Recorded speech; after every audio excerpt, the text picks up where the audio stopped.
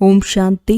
ಮುರುಳಿಯ date ಆಗಿದೆ 16/4/2025. ಪ್ರಾರ್ಥ ಮುರುಳಿ ಬಾಪ್ ತಾದ ಮಧುಬನ. ಮಧುರ ಮಕ್ಕಳೇ, ತಮ್ಮ ಅವಸ್ಥೆಯನ್ನು ನೋಡಿಕೊಳ್ಳಿ. ನನಗೆ ಒಬ್ಬ ತಂದೆಯೊಂದಿಗೆ ಮನಸ್ಸಿದೆಯೇ ಅಥವಾ ಯಾವುದೇ ಕರ್ಮ ಸಂಬಂಧಗಳೊಂದಿಗೆ ಮನಸ್ಸಿದೆಯೇ? ಪ್ರಶ್ನೆ: ತಮ್ಮ ಕಲ್ಯಾಣ ಮಾಡಿಕೊಳ್ಳಲು ಯಾವ 2 ಮಾತುಗಳ ಚಾರ್ಟನ್ನು ನಿತ್ಯವೂ ನೋಡಿಕೊಳ್ಳಬೇಕು? ಉತ್ತರ: ಯೋಗ ಮತ್ತು ನಡವಳಿಕೆಯ ಚಾರ್ಟನ್ನು ನಿತ್ಯವೂ ನೋಡಿಕೊಳ್ಳಿ, ಪರಿಶೀಲನೆ ಮಾಡಿಕೊಳ್ಳಿ. ಯಾವುದೇ ಸೇವಾ ಭಂಗವಂತೂ ಮಾಡಲಿಲ್ಲವೇ? ಸದಾ ತಮ್ಮ ಹೃದಯವನ್ನು ಕೇಳಿಕೊಳ್ಳಿ. ನಾನು ತಂದೆಯನ್ನು ಎಷ್ಟು ನೆನಪು ಮಾಡುತ್ತೇನೆ? ತನ್ನ ಸಮಯವನ್ನು ಯಾವ ಪ್ರಕಾರದಲ್ಲಿ ಸಫಲ ಮಾಡುತ್ತೇನೆ? ಅನ್ಯರನ್ನು ನೋಡುತ್ತಿಲ್ಲವೇ? ಯಾರದೇ ನಾಮರೂಪದಲ್ಲಿ ಮನಸ್ಸು ಸಿಕ್ಕಿ ಹಾಕಿಕೊಂಡಿಲ್ಲವೇ? ಗೀತೆ. ಮುಖವನ್ನು ನೋಡಿಕೋ ಪ್ರಾಣಿ. ಓಂ ಶಾಂತಿ. ಇದನ್ನು ಯಾರು ಹೇಳಿದರು? ಆತ್ಮಗಳೇ ಎಂದು ಬೇಅದ್ದಿನ ತಂದೆಯು ಹೇಳಿದರು. ಪ್ರಾಣಿ ಎಂದರೆ ಆತ್ಮ. ಆತ್ಮವು ಹೊರಟು ಹೋಯಿತು ಅಂದರೆ ಪ್ರಾಣವು ಹೊರಟು ಹೋಯಿತೆಂದು ಹೇಳುತ್ತಾರಲ್ಲವೇ? ಈಗ ತಂದೆಯು ಸನ್ಮುಖದಲ್ಲಿ ತಿಳಿಸುತ್ತಾರಲ್ಲವೇ? ಆತ್ಮಗಳೇ, ನೆನಪು ಮಾಡಿಕೊಳ್ಳಿ. ಕೇವಲ ಈ ಜನ್ಮವನ್ನೇ ನೋಡಿಕೊಳ್ಳುವುದಲ್ಲ, ಆದರೆ ಯಾವಾಗಿನಿಂದ ನೀವು ತಮೋಪ್ರಧಾನರಾಗಿದ್ದೀರೋ ಆಗಿನಿಂದ ಏಣಿಯನ್ನು ಕೆಳಗಿಳಿಯುತ್ತಾ ಪತಿತರಾಗಿದ್ದೀರಿ. ಅಂದ ಮೇಲೆ ಅವಶ್ಯವಾಗಿ ಪಾಪಗಳನ್ನು ಮಾಡಿರುತ್ತೀರಿ. ಇದು ತಿಳುವಳಿಕೆಯ ಮಾತಾಗಿದೆ. ಎಷ್ಟು ಜನ್ಮ ಜನ್ಮಾಂತರದ ಪಾಪವು ತಲೆಯ ಮೇಲಿದೆ. ಇದು ಹೇಗೆ ತಿಳಿಯುತ್ತದೆ? ತಮ್ಮನ್ನು ನೋಡಿಕೊಳ್ಳಬೇಕು. ನನ್ನ ಯೋಗವು ಎಷ್ಟಿದೆ, ತಂದೆಯ ಜೊತೆ ಯೋಗವು ಎಷ್ಟು ಚೆನ್ನಾಗಿರುವುದೋ ಅಷ್ಟು ವಿಕರ್ಮಗಳು ವಿನಾಶವಾಗುತ್ತವೆ. ತಂದೆಯು ತಿಳಿಸಿದ್ದಾರೆ, ನನ್ನನ್ನು ನೆನಪು ಮಾಡುವುದರಿಂದ ಗ್ಯಾರಂಟಿಯಾಗಿ ನಿಮ್ಮ ವಿಕರ್ಮಗಳು ವಿನಾಶವಾಗುತ್ತವೆ. ತಮ್ಮ ಹೃದಯದಲ್ಲಿ ಪ್ರತಿಯೊಬ್ಬರೂ ನೋಡಿಕೊಳ್ಳಿ, ನಮಗೆ ತಂದೆಯ ಜೊತೆ ಎಷ್ಟು ಯೋಗವಿರುತ್ತದೆ. ನಾವು ಎಷ್ಟು ಯೋಗವನ್ನಿಡುತ್ತೇವೆಯೋ ಅಷ್ಟು ಪವಿತ್ರರಾಗುತ್ತೇವೆ. ಪಾಪಗಳು ಭಸ್ಮವಾಗುತ್ತಾ ಹೋಗುತ್ತವೆ. ಯೋಗವು ಹೆಚ್ಚುತ್ತಾ ಹೋಗುತ್ತದೆ. ಪವಿತ್ರರಾಗಲಿಲ್ಲವೆಂದರೆ ಯೋಗವು ಹಿಡಿಯುವುದಿಲ್ಲ. ಇಂಥವರು ಕೆಲವರಿದ್ದಾರೆ. ಇಡೀ ದಿನದಲ್ಲಿ 15 ನಿಮಿಷಗಳಾದರೂ ನೆನಪಿನಲ್ಲಿರುವುದಿಲ್ಲ. ತಮ್ಮೊಂದಿಗೆ ಕೇಳಿಕೊಳ್ಳಿ, ನನ್ನ ಮನಸ್ಸು ಶಿವ ತಂದೆಯೊಂದಿಗಿದೆಯೇ ಅಥವಾ ದೇಹದಾರಿಯೊಂದಿಗೆ ಇದೆಯೇ? ಕರ್ಮ ಸಂಬಂಧಿಗಳು ಮೊದಲಾದವರೊಂದಿಗೆ ಇದೆಯೇ? ಮಾಯೆಯು ಮಕ್ಕಳನ್ನೇ ಬಿರುಗಾಳಿಯಲ್ಲಿ ತರುತ್ತದೆ ಎಲ್ಲವೇ? ನನ್ನ ಸ್ಥಿತಿಯು ಹೇಗಿದೆ? ಶಿವ ತಂದೆಯೊಂದಿಗೆ ಮನಸ್ಸಿದೆಯೇ ಅಥವಾ ಯಾವುದೇ ದೇಹದಾರಿಯೊಂದಿಗಿದೆಯೇ ಎಂದು ತಾವೂ ಸಹ ಇದನ್ನು ತಿಳಿದುಕೊಳ್ಳಬಹುದು. ಕರ್ಮ ಸಂಬಂಧಿಗಳೊಂದಿಗೆ ಮನಸ್ಸಿದೆ ಎಂದರೆ ನಮ್ಮ ವಿಕರ್ಮಗಳು ಬಹಳ ಇದೆಯೆಂದು ತಿಳಿಯಬೇಕು. ಯಾವ ವಿಕರ್ಮಗಳು ಮಾಯೆಯ ಕಂದಕದಲ್ಲಿ ಹಾಕಿಬಿಡುತ್ತದೆ. ವಿದ್ಯಾರ್ಥಿಗಳು ಸಹ ನಾವು ತೇರ್ಗಡೆಯಾಗುತ್ತೇವೆಯೇ ಅಥವಾ ಇಲ್ಲವೇ, ಚೆನ್ನಾಗಿ ಓದುತ್ತೇವೆಯೇ ಅಥವಾ ಇಲ್ಲವೇ ಎಂಬುದನ್ನು ನೋಡಿಕೊಳ್ಳುತ್ತಾರೆ. ನಂಬರ್ ವಾರಂತೂ ಇರುತ್ತಾರಲ್ಲವೇ? ಆತ್ಮವು ತನ್ನ ಕಲ್ಯಾಣ ಮಾಡಿಕೊಳ್ಳಬೇಕಾಗಿದೆ. ತಂದೆಯು ಸಲಹೆ ನೀಡುತ್ತಾರೆ, ಒಂದು ವೇಳೆ ನೀವು ಪುಣ್ಯಾತ್ಮರಾಗಿ ಶ್ರೇಷ್ಠ ಪದವಿಯನ್ನು ಪಡೆಯಬೇಕೆಂದಿದ್ದರೆ ಅದರಲ್ಲಿ ಪವಿತ್ರತೆಯು ಮುಖ್ಯವಾಗಿದೆ. ಪವಿತ್ರರಾಗಿಯೇ ಬಂದಿರಿ, ಈಗ ಪವಿತ್ರರಾಗಿಯೇ ಹೋಗಬೇಕಾಗಿದೆ. ಪತಿತರೆಂದು ಶ್ರೇಷ್ಠ ಪದವಿಯನ್ನು ಪಡೆಯಲು ಸಾಧ್ಯವಿಲ್ಲ. ಸದಾ ತಮ್ಮ ಮನಸ್ಸನ್ನು ಕೇಳಿಕೊಳ್ಳಬೇಕು, ನಾನು ತಂದೆಯನ್ನು ಎಷ್ಟು ನೆನಪು ಮಾಡುತ್ತೇನೆ, ನಾನೇನು ಮಾಡುತ್ತೇನೆ. ಇದಂತೂ ಅವಶ್ಯವಾಗಿ ಇದೆ. ಕೊನೆಯಲ್ಲಿ ವಿದ್ಯಾರ್ಥಿಗಳ ಮನಸ್ಸು ತಿನ್ನುತ್ತಿರುತ್ತದೆ. ಶ್ರೇಷ್ಠ ಪದವಿಯನ್ನು ಪಡೆಯಲು ಪುರುಷಾರ್ಥ ಮಾಡುತ್ತೀರಿ, ಆದರೆ ನಡವಳಿಕೆಯೂ ಬೇಕಲ್ಲವೇ? ತಂದೆಯನ್ನು ನೆನಪು ಮಾಡಿ ತಮ್ಮ ತಲೆಯಿಂದ ಪಾಪಗಳ ಹೊರೆಯನ್ನು ಇಳಿಸಿಕೊಳ್ಳಬೇಕಾಗಿದೆ. ಪಾಪಗಳ ಹೊರೆಯೂ ತಂದೆಯ ನೆನಪಿನ ಹೊರತು ನಾವು ಇಳಿಸಿಕೊಳ್ಳಲು ಸಾಧ್ಯವಿಲ್ಲ. ಅಂದ ಮೇಲೆ ತಂದೆಯ ಜೊತೆ ಎಷ್ಟೊಂದು ಯೋಗವಿರಬೇಕು. ಶ್ರೇಷ್ಠಾತಿ ಶ್ರೇಷ್ಠ ತಂದೆಯೇ ತಿಳಿಸುತ್ತಾರೆ, ತಂದೆಯಾದ ನನ್ನನ್ನು ನೆನಪು ಮಾಡಿ, ಆಗ ವಿಕರ್ಮಗಳು ವಿನಾಶವಾಗುತ್ತವೆ. ಸಮಯವು ಸಮೀಪಕ್ಕೆ ಬರುತ್ತಾ ಹೋಗುತ್ತದೆ. ಶರೀರದ ಮೇಲೆ ಯಾವುದೇ ಭರವಸೆ ಇಲ್ಲ. ಆಕಸ್ಮಿಕವಾಗಿ ಹೇಗೆ ಅಪಘಾತಗಳಾಗಿ ಬಿಡುತ್ತವೆ. ಇದು ಅಕಾಲ ಮೃತ್ಯುವಿನ ಸೀಸನ್ ಆಗಿದೆ. ಅಂದ ಮೇಲೆ ಪ್ರತಿಯೊಬ್ಬರೂ ತಮ್ಮನ್ನು ಪರಿಶೀಲಿಸಿಕೊಂಡು ತಮ್ಮ ಕಲ್ಯಾಣ ಮಾಡಿಕೊಳ್ಳಬೇಕಾಗಿದೆ. ಇಡೀ ದಿನದ ತಮ್ಮ ಯೋಗ ಮತ್ತು ನಡವಳಿಕೆಯ ಚಾರ್ಟನ್ನು ನೋಡಿಕೊಳ್ಳಬೇಕು. ನಾನು ಇಡೀ ದಿನದಲ್ಲಿ ಎಷ್ಟು ಪಾಪ ಮಾಡಿದೆನು? ಮನಸ ವಾಚದಲ್ಲಿ ಮೊದಲು ಬರುತ್ತದೆ, ನಂತರ ಕರ್ಮಣದಲ್ಲಿ ಬಂದು ಬಿಡುತ್ತದೆ. ಈಗ ನಾವು ಒಳ್ಳೆಯ ಕರ್ಮವನ್ನೇ ಮಾಡಬೇಕೆಂದು ಮಕ್ಕಳಿಗೆ ಸದ್ಬುದ್ಧಿಯು ಪ್ರಾಪ್ತವಾಗಿದೆ. ಯಾರಿಗೂ ಮೋಸ ಮಾಡಲಿಲ್ಲ ತಾನೆ? ವ್ಯರ್ಥವಾಗಿ ಸುಳ್ಳಂತೂ ಹೇಳಲಿಲ್ಲವೇ? ಸೇವಾ ಭಂಗ ಮಾಡಲಿಲ್ಲವೇ? ಯಾರಾದರೂ ಯಾರದೇ ನಾಮರೂಪದಲ್ಲಿ ಸಿಕ್ಕಿ ಹಾಕಿಕೊಳ್ಳುತ್ತಾರೆಂದರೆ ಅವರು ಯಜ್ಞಪಿತನ ನಿಂದನೆ ಮಾಡಿಸುತ್ತಾರೆ. ತಂದೆಯು ತಿಳಿಸುತ್ತಾರೆ, ಯಾರಿಗೂ ದುಃಖ ಕೊಡಬೇಡಿ, ಒಬ್ಬ ತಂದೆಯ ನೆನಪಿನಲ್ಲಿರಿ. ಇದು ಬಹಳ ಬಲಿಷ್ಠವಾದ ಲಕ್ಷ್ಯ ಸಿಕ್ಕಿಬಿಟ್ಟಿದೆ. ಒಂದು ವೇಳೆ ನಾವು ನೆನಪಿನಲ್ಲಿಲ್ಲವೆಂದರೆ ಗತಿ ಏನಾಗುವುದು?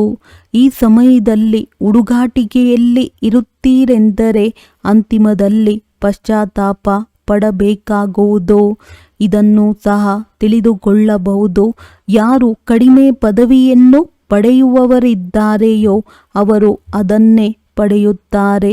ನಾವು ಏನು ಮಾಡಬೇಕೆಂದು ಬುದ್ಧಿಯಿಂದ ಅರಿತುಕೊಳ್ಳಬಹುದಾಗಿದೆ. ಎಲ್ಲರಿಗೆ ಇದೇ ಮಂತ್ರವನ್ನು ತಿಳಿಸಬೇಕು. ತಂದೆಯನ್ನು ನೆನಪು ಮಾಡಿ. ಮಕ್ಕಳಿಗೆ ಲಕ್ಷ್ಯವು ಸಿಕ್ಕಿದೆ. ಈ ಮಾತುಗಳನ್ನು ಪ್ರಪಂಚದವರು ಅರಿತುಕೊಳ್ಳುವುದಿಲ್ಲ. ಮೊಟ್ಟ ಮೊದಲನೆಯ ಮುಖ್ಯವಾದ ಮಾತು ತಂದೆಯನ್ನು ನೆನಪು ಮಾಡುವುದಾಗಿದೆ. ರಚಯಿತ ಮತ್ತು ರಚನೆಯ ಜ್ಞಾನವಂತೂ ಸಿಕ್ಕಿಬಿಟ್ಟಿತು. ದಿನ ಪ್ರತಿದಿನ ಯಾವುದಾದರೊಂದು ಹೊಸ ಹೊಸ ವಿಚಾರಗಳನ್ನು ತಿಳಿಸುವುದಕ್ಕಾಗಿ ಕೊಡಲಾಗುತ್ತದೆ. ಹೇಗೆ ವಿರಾಟ ರೂಪದ ಚಿತ್ರವಿದೆ, ಇದರಲ್ಲಿಯೂ ನೀವು ತಿಳಿಸಬಲ್ಲಿರಿ. ಹೇಗೆ ವರ್ಣಗಳಲ್ಲಿ ಬರುತ್ತಾರೆಂಬುದೂ ಸಹ ಏಣಿಯ ಚಿತ್ರದ ಪಕ್ಕದಲ್ಲಿ ಇಡುವ ಚಿತ್ರವಾಗಿದೆ. ಇಡೀ ದಿನ ಬುದ್ಧಿಯಲ್ಲಿ ಯಾರಿಗೆ ಹೇಗೆ ತಿಳಿಸುವುದು ಎಂಬ ಚಿಂತನೆಯೇ ನಡೆಯುತ್ತಿರಲಿ. ಸರ್ವಿಸ್ ಮಾಡುವುದರಿಂದಲೂ ತಂದೆಯ ನೆನಪಿರುವುದು. ತಂದೆಯ ನೆನಪಿನಿಂದಲೇ ವಿಕರ್ಮಗಳು ವಿನಾಶವಾಗುತ್ತದೆ. ತಮ್ಮ ಕಲ್ಯಾಣವನ್ನು ಮಾಡಿಕೊಳ್ಳಬೇಕಾಗಿದೆ. ತಂದೆಯು ತಿಳಿಸಿದ್ದಾರೆ, ನಿಮ್ಮ ಮೇಲೆ 63 ಜನ್ಮಗಳ ಪಾಪವಿದೆ. ಪಾಪಗಳನ್ನು ಮಾಡುತ್ತಾ ಮಾಡುತ್ತಾ ಸತೋ ಪ್ರಧಾನರಿಂದ ತಮೋ ಪ್ರಧಾನರಾಗಿ ಬಿಟ್ಟಿದ್ದೀರಿ. ಈಗ ನನ್ನವರಾಗಿ ಮತ್ಯಾವುದೇ ಪಾಪಕರ್ಮವನ್ನು ಮಾಡಬೇಡಿ.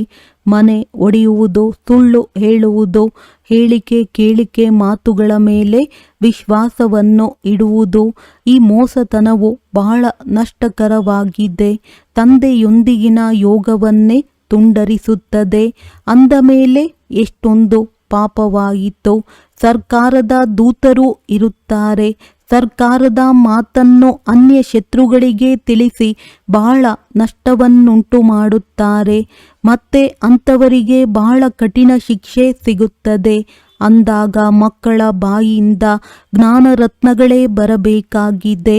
ಉಲ್ಟಾ ಸುಲ್ಟಾ ಸಮಾಚಾರಗಳನ್ನು ಒಬ್ಬರು ಇನ್ನೊಬ್ಬರೊಂದಿಗೆ ಮಾತನಾಡಬಾರದು. ಜ್ಞಾನದ ಮಾತುಗಳನ್ನೇ ಮಾತನಾಡಬೇಕು. ನೀವು ತಂದೆಯನ್ನು ಹೇಗೆ ನೆನಪು ಮಾಡುತ್ತೀರಿ? ಅನ್ಯರಿಗೆ ಹೇಗೆ ತಿಳಿಸುತ್ತೀರಿ? ಇಡೀ ದಿನ ಇದೇ ವಿಚಾರಗಳಿರಲಿ. ಚಿತ್ರಗಳ ಮುಂದೆ ಹೋಗಿ ಕುಳಿತುಕೊಳ್ಳಬೇಕು. ನಿಮ್ಮ ಬುದ್ಧಿಯಲ್ಲಂತೂ ಜ್ಞಾನವಿದೆಯಲ್ಲವೇ? ಭಕ್ತಿ ಮಾರ್ಗದಲ್ಲಿ ಅನೇಕ ಪ್ರಕಾರದ ಚಿತ್ರಗಳನ್ನು ಪೂಜಿಸುತ್ತಿರುತ್ತಾರೆ. ಆದರೆ ಏನನ್ನೂ ಅರಿತುಕೊಂಡಿಲ್ಲ. ಭಕ್ತಿ ಮಾರ್ಗದಲ್ಲಿ ಅನೇಕ ಪ್ರಕಾರದ ಚಿತ್ರಗಳನ್ನು ಪೂಜಿಸುತ್ತಿರುತ್ತಾರೆ. ಆದರೆ ಏನನ್ನೂ ಅರಿತುಕೊಂಡಿಲ್ಲ. ಅಂಧಶ್ರದ್ಧೆ, ಮೂರ್ತಿ ಪೂಜೆ, ಈ ಮಾತುಗಳಲ್ಲಿ ಭಾರತವು ಪ್ರಸಿದ್ಧವಾಗಿದೆ. ಈಗ ನೀವು ಈ ಮಾತುಗಳನ್ನು ತಿಳಿಸುವುದರಲ್ಲಿ ಎಷ್ಟೊಂದು ಪರಿಶ್ರಮ ಪಡುತ್ತೀರಿ. ಪ್ರದರ್ಶನಿಯಲ್ಲಿ ಅನೇಕರು ಬರುತ್ತಾರೆ. ಭಿನ್ನ ಭಿನ್ನ ಪ್ರಕಾರದವರಿರುತ್ತಾರೆ.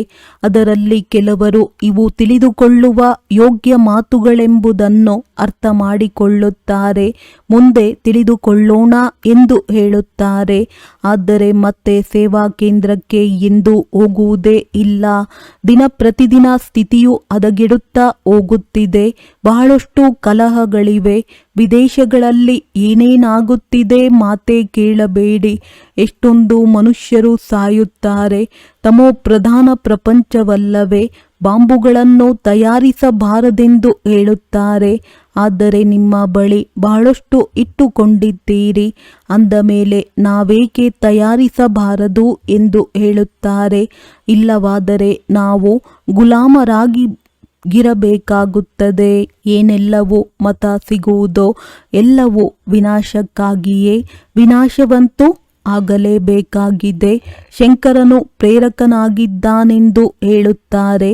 ಆದರೆ ಇದರಲ್ಲಿ ಪ್ರೇರಣೆಯ ಮಾತಿಲ್ಲ. ನಾವಂತೂ ಡ್ರಾಮಾದ ಮೇಲೆ ನಿಂತಿದ್ದೇವೆ. ಮಾಯೆಯು ಬಹಳ ತೀಕ್ಷ್ಣವಾಗಿದೆ. ನಾವು ಮಕ್ಕಳನ್ನು ಸಹ ವಿಕಾರದಲ್ಲಿ ಬೀಳಿಸುತ್ತದೆ. ದೇಹದ ಜೊತೆ ಪ್ರೀತಿಯನ್ನಿಟ್ಟುಕೊಳ್ಳಬೇಡಿ, ನಾಮರೂಪದಲ್ಲಿ ಸಿಲುಕಿ ಹಾಕಿಕೊಳ್ಳಬೇಡಿ ಎಂದು ತಂದೆಯು ಎಷ್ಟೊಂದು ತಿಳಿಸುತ್ತಾರೆ. ಆದರೂ ಸಹ ಮಾಯೆಯು ಇಷ್ಟೊಂದು ತಮೋ ಪ್ರಧಾನವಾಗಿದೆ. ಅದು ದೇಹದಲ್ಲಿ ಸಿಲುಕಿಸುತ್ತದೆ, ಒಮ್ಮೆಲೆ ಮೂಗನ್ನು ಹಿಡಿಯುತ್ತದೆ. ಅದು ತಿಳಿಯುವುದೇ ಇಲ್ಲ. ಶ್ರೀಮತದಂತೆ ನಡೆಯಿರಿ ಎಂದು ತಂದೆಯು ಎಷ್ಟೊಂದು ತಿಳಿಸುತ್ತಾರೆ, ಆದರೆ ನಡೆಯುವುದೇ ಇಲ್ಲ. ರಾವಣನ ಮತವೇ ಬಹುಬೇಗನೆ ಬುದ್ಧಿಯಲ್ಲಿ ಬಂದು ಬಿಡುತ್ತದೆ. ರಾವಣನು ಬಂಧನದಿಂದ ಬಿಡುವುದೇ ಇಲ್ಲ. ತಂದೆಯು ತಿಳಿಸುತ್ತಾರೆ, ತಮ್ಮನ್ನು ಆತ್ಮನೆಂದು ತಿಳಿದು ತಂದೆಯನ್ನು ನೆನಪು ಮಾಡಿ.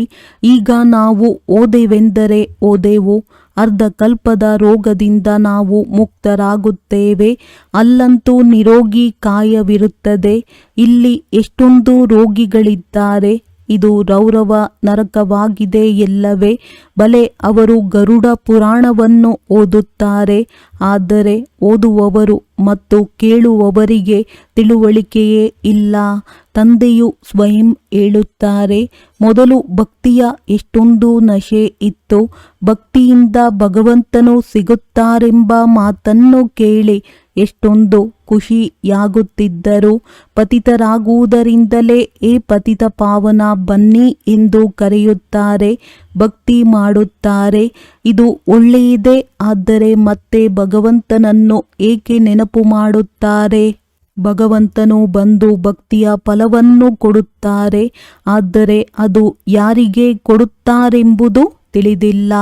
ತಂದೆಯು ತಿಳಿಸುತ್ತಾರೆ, ಗೀತೆಯನ್ನು ಓದುವವರಿಗೆ ತಿಳಿಸಿಕೊಡಬೇಕು. ಅವರೇ ನಮ್ಮ ಕುಲದವರಾಗಿದ್ದಾರೆ. ಮೊದಲ ಮುಖ್ಯ ಮಾತೆ ಗೀತೆಯಲ್ಲಿ ಭಗವಾನುವಾಚವಿದೆ. ಅಂದ ಮೇಲೆ ಗೀತೆಯ ಭಗವಂತ ಯಾರು? ಭಗವಂತನ ಪರಿಚಯವೂ ಬೇಕಲ್ಲವೇ?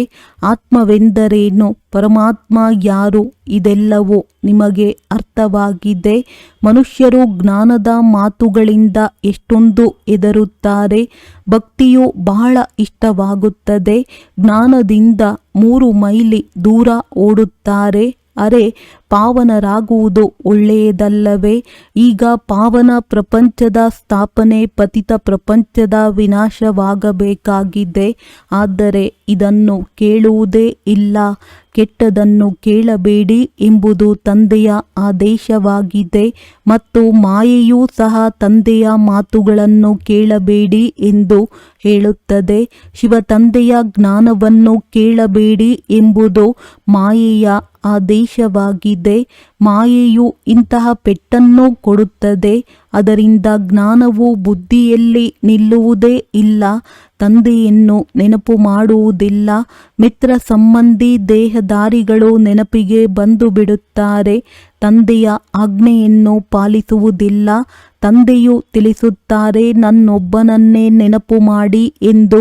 ಆದರೆ ಮತ್ತೆ ಅಪ್ರಾಮಾಣಿಕರಾಗಿ ಬಾಬಾ ನಮಗೆ ಇಂಥವರ ನೆನಪು ಬರುತ್ತದೆ ಎಂದು ಹೇಳುತ್ತಾರೆ. ನೆನಪು ಬಂದಿದ್ದೇ ಆದರೆ ಕೆಳಗೆ ಬೀಳುತ್ತಾರೆ. ವಾಸ್ತವದಲ್ಲಿ ಇಂತಹ ಮಾತುಗಳಿಂದ ತಿರಸ್ಕಾರ ಬರಬೇಕು. ಇದು ಸಂಪೂರ್ಣ ಚೀಚಿ ಪ್ರಪಂಚವಾಗಿದೆ. ನಮಗಾಗಿ ಹೊಸ ಸ್ವರ್ಗವು ಸ್ಥಾಪನೆಯಾಗುತ್ತಿದೆ. ನೀವು ಮಕ್ಕಳಿಗೆ ತಂದೆ ಮತ್ತು ಸೃಷ್ಟಿ ಚಕ್ರದ ಪರಿಚಯವೂ ಸಿಕ್ಕಿದೆ ಅಂದ ಮೇಲೆ ಆ ವಿದ್ಯೆಯಲ್ಲಿಯೇ ತೊಡಗಬೇಕಲ್ಲವೇ? ತಮ್ಮನ್ನು ನೋಡಿಕೊಳ್ಳಿ, ನಾರದನ ಉದಾಹರಣೆಯೂ ಇದೆ ಅಂದಾಗ ತಂದೆಯು ತಿಳಿಸುತ್ತಾರೆ, ಮಕ್ಕಳೇ ತಮ್ಮನ್ನು ನೋಡಿಕೊಳ್ಳಿ, ನಾನು ತಂದೆಯನ್ನು ನೆನಪು ಮಾಡುತ್ತೇನೆಯೇ? ನೆನಪಿನಿಂದಲೇ ಪಾಪಗಳು ಭಸ್ಮವಾಗುತ್ತವೆ. ಯಾವುದೇ ಸನ್ನಿವೇಶದಲ್ಲಿ ಶಿವ ತಂದೆಯನ್ನೇ ನೆನಪು ಮಾಡಬೇಕಾಗಿದೆ. ಮತ್ಯಾರೊಂದಿಗೂ ಪ್ರೀತಿಯನ್ನಿಡಬಾರದು. ಅಂತಿಮದಲ್ಲಿ ಒಬ್ಬ ಶಿವ ತಂದೆಯ ನೆನಪಿರಲಿ. ನೆನಪಿನಲ್ಲಿಯೇ ಪ್ರಾಣವು ಹೋಗಲಿ. ಶಿವ ತಂದೆಯ ನೆನಪು ಮತ್ತು ಸ್ವದರ್ಶನ ಚಕ್ರದ ಜ್ಞಾನವಿರಲಿ. ಸ್ವದರ್ಶನ ಚಕ್ರಧಾರಿಗಳು ಯಾರೆಂಬುದೂ ಸಹ ಯಾರಿಗೂ ತಿಳಿದಿಲ್ಲ. ಬ್ರಾಹ್ಮಣರಿಗೂ ಸಹ ಈ ಜ್ಞಾನವನ್ನು ಯಾರು ಕೊಟ್ಟರು? ಬ್ರಾಹ್ಮಣರನ್ನು ಸ್ವದರ್ಶನ ಚಕ್ರಧಾರಿಗಳನ್ನಾಗಿ ಯಾರು ಮಾಡುತ್ತಾರೆ? ಪರಮಪಿತ ಪರಮಾತ್ಮ ಜ್ಯೋತಿರ್ಬಿಂದು ಅಂದಾಗ ಅವರೂ ಸಹ ಸ್ವದರ್ಶನ ಚಕ್ರಧಾರಿಯೇ.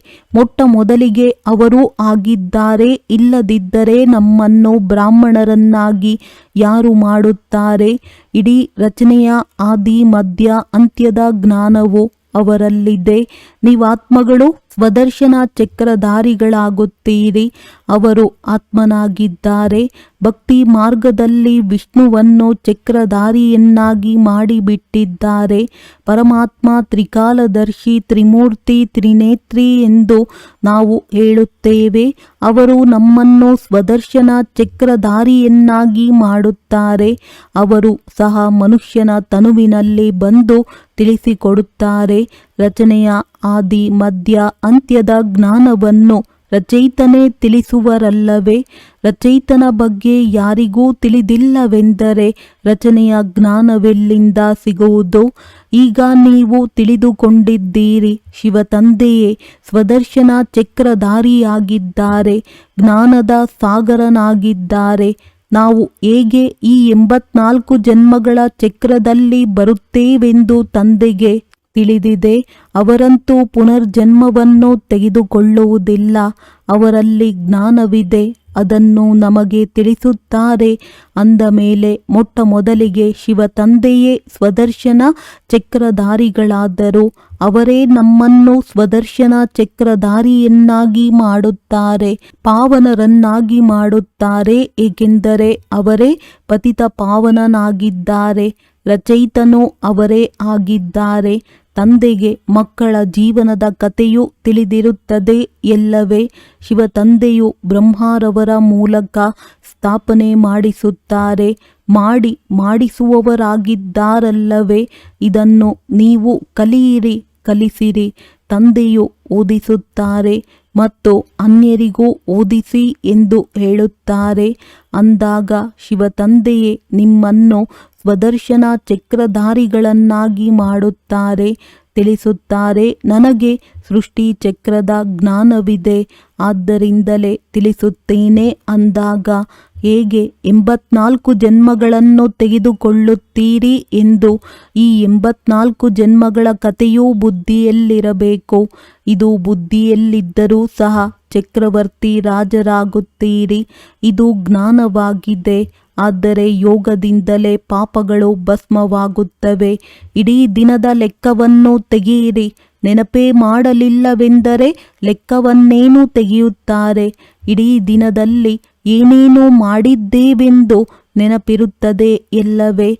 ಇಂತಹ ಮನುಷ್ಯರು ಇದ್ದಾರೆ ಯಾರು ತಮ್ಮ ಲೆಕ್ಕವನ್ನು ತೆಗೆಯುತ್ತಾರೆ. ಎಷ್ಟು ಶಾಸ್ತ್ರಗಳನ್ನು ಓದಿದೆವೋ, ಎಷ್ಟು ಪುಣ್ಯವನ್ನು ಮಾಡಿದೆವೋ. ನೀವು ಹೇಳುತ್ತೀರಿ, ಎಷ್ಟು ಸಮಯ ನೆನಪು ಮಾಡಿದೆವೋ, ಎಷ್ಟು ಖುಷಿಯಲ್ಲಿದ್ದು ತಂದೆಯ ಪರಿಚಯ ಕೊಟ್ಟೆವೋ. ತಂದೆಯ ಮೂಲಕ ಯಾವ ಜ್ಞಾನ ಬಿಂದುಗಳು ಸಿಕ್ಕಿವೆಯೋ ಅವನ್ನು ಮತ್ತೆ ಮತ್ತೆ ಮಂಥನ ಮಾಡಿ, ಯಾವ ಜ್ಞಾನವು ಸಿಕ್ಕಿದೆಯೋ ಅದನ್ನು ಬುದ್ಧಿಯಲ್ಲಿ ನೆನಪಿಟ್ಟುಕೊಳ್ಳಿ. ನಿತ್ಯವೂ ಮುರುಳಿಯನ್ನು ಓದಿರಿ, ಅದು ಸಹ ಬಹಳ ಒಳ್ಳೆಯದು. ಮುರುಳಿಯಲ್ಲಿ ಯಾವ ಮುಖ್ಯ ಅಂಶಗಳಿವೆಯೋ ಅವನ್ನು ಮತ್ತೆ ಮತ್ತೆ ಮಂಥನ ಮಾಡಬೇಕು. ಇಲ್ಲಿರುವವರಿಗಿಂತಲೂ ವಿದೇಶದಲ್ಲಿರುವವರು ಹೆಚ್ಚು ನೆನಪಿನಲ್ಲಿರುತ್ತಾರೆ.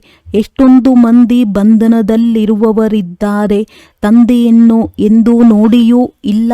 ಆದರೆ ಎಷ್ಟೊಂದು ನೆನಪು ಮಾಡುತ್ತಾರೆ. ನಶೆ ಏರಿರುತ್ತದೆ. ಮನೆಯಲ್ಲಿ ಕುಳಿತಿದ್ದಂತೆಯೇ ಸಾಕ್ಷಾತ್ಕಾರವಾಗುತ್ತದೆ.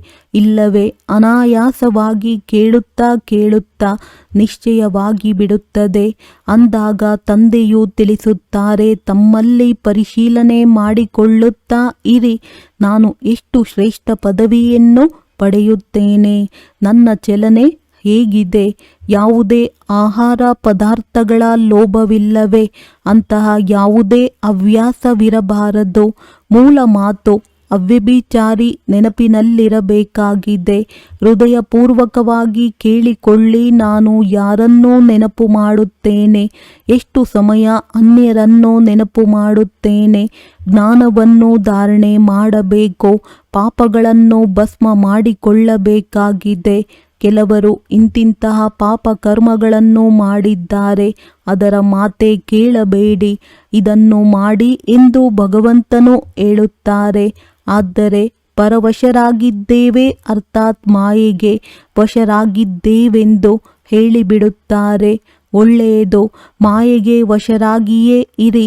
ನೀವು ಶ್ರೀಮತದಂತೆ ನಡೆಯಬೇಕು, ಇಲ್ಲವೇ ತಮ್ಮ ಮತದಂತೆ ನಡೆಯಬೇಕು, ನೋಡಿಕೊಳ್ಳಬೇಕು. ಈ ಸ್ಥಿತಿಯಲ್ಲಿ ನಾನು ಎಲ್ಲಿಯವರೆಗೆ ತೇರ್ಗಡೆಯಾಗುತ್ತೇನೆ, ಏನು ಪದವಿಯನ್ನು ಪಡೆಯುತ್ತೇನೆ? 21 ಜನ್ಮಗಳಿಗಾಗಿ ನಷ್ಟವಾಗಿ ಬಿಡುತ್ತದೆ. ಯಾವಾಗ ಕರ್ಮಾತೀತ ಸ್ಥಿತಿಯಾಗುವುದೋ ಆಗ ದೇಹಾಭಿಮಾನದ ಹೆಸರಿರುವುದಿಲ್ಲ. ಆದ್ದರಿಂದಲೇ ದೇಹಿ ಅಭಿಮಾನಿಗಳಾಗಿ ಎಂದು ಹೇಳಲಾಗುತ್ತದೆ. ಒಳ್ಳೆಯದು, ಮಧುರಾತಿ ಮಧುರ ಅಗಲಿ ಹೋಗಿ ಮರಳಿ ಸಿಕ್ಕಿದ ಮಕ್ಕಳ ಪ್ರತಿ ಮಾತ್ಪಿತಾ ಬಾಪ್ ತಾದಾರವರ ನೆನಪು, ಪ್ರೀತಿ ಹಾಗೂ ಸುಪ್ರಭಾತ. ಆತ್ಮೀಯ ಮಕ್ಕಳಿಗೆ ಆತ್ಮೀಯ ತಂದೆಯ ನಮಸ್ತೆ. ಧಾರಣೆಗಾಗಿ ಮುಖ್ಯ ಸಾರ: ಯಜ್ಞಪಿತನ ನಿಂದನೆಯಾಗುವಂತಹ ಯಾವುದೇ ಕರ್ಮವನ್ನು ಮಾಡಬಾರದು. ತಂದೆಯ ಮೂಲಕ ಯಾವ ಸದ್ಬುದ್ಧಿಯು ಪ್ರಾಪ್ತವಾಗಿದೆಯೋ ಆ ಬುದ್ಧಿಯಿಂದ ಒಳ್ಳೆಯ ಕರ್ಮಗಳನ್ನು ಮಾಡಬೇಕಾಗಿದೆ. ಯಾರಿಗೂ ದುಃಖವನ್ನು ಕೊಡಬಾರದು. ಪರಸ್ಪರ ಉಲ್ಟಾ ಸಮಾಚಾರಗಳನ್ನು ಕೇಳಬಾರದು. ಜ್ಞಾನದ ಮಾತುಗಳನ್ನೇ ಮಾತನಾಡಬೇಕಾಗಿದೆ. ಸುಳ್ಳು ಹೇಳುವುದು, ಮನೆ ಒಡೆಯುವಂತಹ ಮಾತುಗಳೆಲ್ಲವನ್ನು ಬಿಟ್ಟು ಮುಖದಿಂದ ಸದಾ ರತ್ನಗಳೇ ಹೊರಬರಬೇಕಾಗಿದೆ. ಕೆಟ್ಟ ಮಾತುಗಳನ್ನು ಕೇಳಲೂಬಾರದು, ಹೇಳಲೂಬಾರದು. ವರದಾನ: 5 ವಿಕಾರ ರೂಪಿ ಶತ್ರುವನ್ನು ಸಹಯೋಗಿಯಾಗಿ ಪರಿವರ್ತನೆ ಮಾಡಿಕೊಳ್ಳುವಂತಹ ಮಾಯಾಜೀತ್ ಜಗಜ್ಜೀತ್ ಭವ. ವಿಜಯಿಗಳು ಖಂಡಿತವಾಗಿ ಶತ್ರುವಿನ ರೂಪ ಪರಿವರ್ತನೆ ಮಾಡುತ್ತಾರೆ. ಅಂದಾಗ ನೀವು ವಿಕಾರ ರೂಪಿ ಶತ್ರುವನ್ನು ಪರಿವರ್ತನೆ ಮಾಡಿ ಸಹಯೋಗಿ ಸ್ವರೂಪರನ್ನಾಗಿ ಮಾಡಿಬಿಡಿ. ಯಾವುದರಿಂದ ಅದು ಸದಾ ನಿಮಗೆ ನಮಸ್ಕಾರ ಮಾಡುತ್ತಿರುತ್ತದೆ. ಕಾಮ ವಿಕಾರವನ್ನು ಶುಭ ಕಾಮನೆಯ ರೂಪದಲ್ಲಿ, ಕ್ರೋಧವನ್ನು ಆತ್ಮೀಯ ನಶೆಯ ರೂಪದಲ್ಲಿ, ಲೋಭವನ್ನು ಅನಾಸಕ್ತ ವೃತ್ತಿಯ ರೂಪದಲ್ಲಿ, ಮೋಹವನ್ನು ಸ್ನೇಹದ ರೂಪದಲ್ಲಿ ಮತ್ತು ದೇಹಾಭಿಮಾನವನ್ನು ಸ್ವಾಭಿಮಾನದ ರೂಪದಲ್ಲಿ ಪರಿವರ್ತನೆ ಮಾಡಿದಾಗ ಮಾಯಾಜೀತ್ ಜಗಜ್ಜೀತ್ ಆಗಿ ಬಿಡುವಿರಿ. ಸ್ಲೋಗನ್: ಸತ್ಯ ಚಿನ್ನದಲ್ಲಿ ನನ್ನತನವೇ ಮಿಶ್ರಣವಾಗಿದೆ. ಯಾವುದು ಬೆಲೆಯನ್ನು ಕಡಿಮೆ ಮಾಡಿಬಿಡುತ್ತದೆ ಅದಕ್ಕೆ ನನ್ನತನವನ್ನು ಸಮಾಪ್ತಿ ಮಾಡಿ. ಅವ್ಯಕ್ತ ಸೂಚನೆ: ಕಂಬೈನ್ ರೂಪದ ಸ್ಮೃತಿಯಿಂದ ಸದಾ ವಿಜಯಿಯಾಗಿರಿ. ಎಂದು ಯಾವುದೇ ಕಾರ್ಯದಲ್ಲಿ, ಸೇವೆಯಲ್ಲಿ ಯಾವಾಗ ಒಂಟಿ ಅನುಭವ ಮಾಡುತ್ತೀರೆಂದಾಗ ಸುಸ್ತಾಗಿ ಬಿಡುತ್ತೀರಿ. ನಂತರ 2 ಭುಜದವರನ್ನು ಜೊತೆ ಮಾಡಿಕೊಂಡು ಬಿಡುತ್ತೀರಿ. ಸಾವಿರಾರು ಭುಜದವರನ್ನು ಮರೆತು ಬಿಡುತ್ತೀರಿ. ಯಾವಾಗ ಸಾವಿರಾರು ಭುಜದವರು ತಮ್ಮ ಪರಮಧಾಮವನ್ನು ಬಿಟ್ಟು ನಿಮಗೆ ಜೊತೆ ಕೊಡಲು ಬಂದಿದ್ದಾರೆ, ಅವರನ್ನು ತಮ್ಮ ಜೊತೆ ಕಂಬೈನ್ಡ್ ಏಕೆ ಇಟ್ಟುಕೊಳ್ಳುವುದಿಲ್ಲ? ಸದಾ ಬುದ್ಧಿಯಿಂದ ಕಂಬೈನ್ಡ್ ಆಗಿದ್ದರೆ ಸಹಯೋಗ ಸಿಗುತ್ತಿರುತ್ತದೆ. ಒಳ್ಳೆಯದು. ಓಂ ಶಾಂತಿ.